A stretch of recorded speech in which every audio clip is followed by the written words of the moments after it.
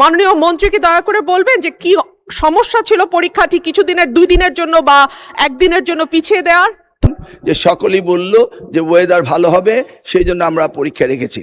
মাননীয় মন্ত্রী মহোদয়ের কাছে আমার প্রশ্ন, এইচএসসি পরীক্ষা চলছে এবং গত 3-4 দিন ধরে আবহাওয়ার যে অবস্থা ছিল, বৃষ্টি এবং পুরো শহর, শুধু তো ঢাকা না, ঢাকা চট্টগ্রাম সহ বড় বড় যে শহরগুলো, সেই শহরগুলো পানির নিচে তলিয়ে গিয়েছিল। আমাদের শিক্ষার্থীরা অনুরোধ করেছিল পরীক্ষাটি একটু পেছানোর জন্য, কিন্তু এই সিদ্ধান্ত নেওয়া হয় নাই এবং যে কারণে আজকে আন্দোলন হচ্ছে, ঢাকায় আন্দোলন হচ্ছে।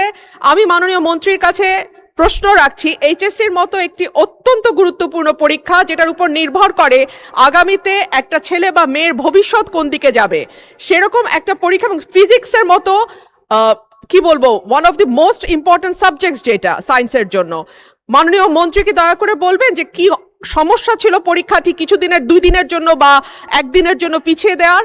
ধন্যবাদ মাননীয় স্পিকার। ধন্যবাদ মাননীয় সদস্য। মাননীয় শিক্ষামন্ত্রী। মাননীয় স্পিকার, আপনার মাধ্যমে মাননীয় সংসদ সদস্যকে অশেষ ধন্যবাদ। পরীক্ষা আমরা নিয়ে থাকি সারা বাংলাদেশে। এসএসসি পরীক্ষায় প্রায় 2700 সেন্টার রয়েছে এবং 64টি জেলায় এই 2700 সেন্টার একত্রে পরীক্ষা শুরু হয়। ইতিমধ্যে আপনারা শুনেছেন যে চট্টগ্রামে যখন এই ফ্লাড হলো, তখন আমরা একে একে প্রথম রাঙ্গামাটি, বান্দরবন, পরে আমরা খাগড়াছড়ি এবং এরপরে আমরা চট্টগ্রাম পুরা বোর্ডের পরীক্ষা আমরা বন্ধ করে দিয়েছি। আমরা লক্ষ্য করেছিলাম বৃষ্টি হচ্ছিল এবং আমরা মনিটরিং করছিলাম। সেই সাথে মনিটরিংয়ের সময় আমরা 64টি জেলার এসপি এবং 8টি বিভাগীয় কমিশনার এবং প্রত্যেকটি বোর্ডের চেয়ারম্যান, ইউনো সকলের সাথে আমরা কথা বলেছি এবং ওয়েদারম্যান আমরা ব্রডকাস্টিংয়ের জন্য তাদের সাথেও কথা বলেছি। তারা বলল যে বৃষ্টি হবে না, সেই কথাটি তারা বলেছে। বিকেল 5টা পর্যন্ত আমরা বসে থেকে সিদ্ধান্ত নিলাম যে সকলেই বলল যে ওয়েদার ভালো হবে, সেই জন্য আমরা পরীক্ষা রেখেছি। সকালে ঘুম থেকে উঠেই দেখতে পেলাম কুমিল্লা সরকারি মহিলা কলেজের মাঠ পানিতে ভরে গিয়েছে। সাথে সাথে আমরা মেয়র সাহেবকে, ফায়ার ডিপার্টমেন্টকে, পুলিশকে, ডিসিকে বললাম যে এই পরীক্ষা কেন্দ্রে স্থানান্তরিত করার জন্য। তারা তখন সকলকে নৌকায় করে ওই স্কুলের 5তলা ভবন সেখানে নিয়ে পরীক্ষা তারা নিয়েছে। আমরা সেটা দেখেছি তাদের দুর্ভোগ। তাছাড়া বাংলাদেশে, সারা বাংলাদেশে আমরা ডিসিদের সাথে কথা বলেছি এবং ইউনিয়নের সাথে, তারা বলেছে যে কোথাও পরীক্ষা কোনো রকম দুর্যোগ ঘটেনি, একটি শুধু কুমিল্লা মহিলা কলেজে ঘটেছে। এবং সেই সাথে ফিজিক্সের প্রশ্ন 6 এবং 7 এই 2টি প্রশ্ন ভুল হয়েছে। মাননীয় স্পিকার, আমরা দায়িত্ব পেয়েছি মাত্র 4 মাস।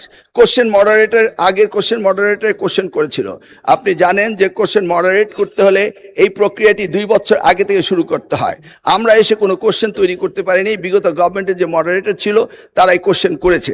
তবুও আমরা তাৎক্ষণিকভাবে ঘোষণা দিয়েছি যে ফিজিক্সের 6 এবং 7 2টি কোশ্চেন ভুল হয়েছে, সেটাকে আমরা ফুল ক্রেডিট দিয়ে দেব, সেটা আমরা বলেছি। এবং পরীক্ষা যথাযথ হচ্ছে কিনা সেইভাবে সাহায্য সহযোগিতা করার জন্য আমরা সকলকে প্রস্তুত রেখেছিলাম। আজকেও আমরা সারাদিন কথা বলেছি এবং প্রত্যেকটি আমাদের সাথে যারা স্টেক হোল্ডার রয়েছেন তারা বলেছে পরীক্ষা সুন্দর হয়েছে, সুস্থ হয়েছে। একটি জায়গায় শুধু কুমিল্লা সরকারি মহাবিদ্যালয়ে এই ঘটনাটি ঘটেছে এবং সেখানে পরীক্ষা সুন্দর হয়েছে। আমরা নির্দেশ দিয়েছি যে পরীক্ষা বিলম্বতে শুরু করার জন্য এবং যে মেয়েটি কাপড় ভিজে গিয়েছিল বাড়ি থেকে কাপড় আনা হয়েছে, 1 ঘন্টা পরে পরীক্ষা নেওয়া হয়েছে এবং পরীক্ষার সময়সীমা বাড়িয়ে দেওয়া হয়েছে। আমি মাননীয় স্পিকার আপনার মাধ্যমে জাতিকে জ্ঞাতার্থে করতে চাই যে পরীক্ষা পদ্ধতিতে আমাদের যে সিস্টেম রয়েছে সেখানে লোকাল যে গভর্নমেন্ট রয়েছেন, ডিসি হতে, ইউনো হতে, পুলিশ হতে, তারা তাৎক্ষণিকভাবে ব্যবস্থা নেবেন যে পরীক্ষা এখানে নেওয়া যাবে কি যাবে না। যদি তারা মনে করেন দুর্যোগ, তারা পরীক্ষা বন্ধও করতে পারেন।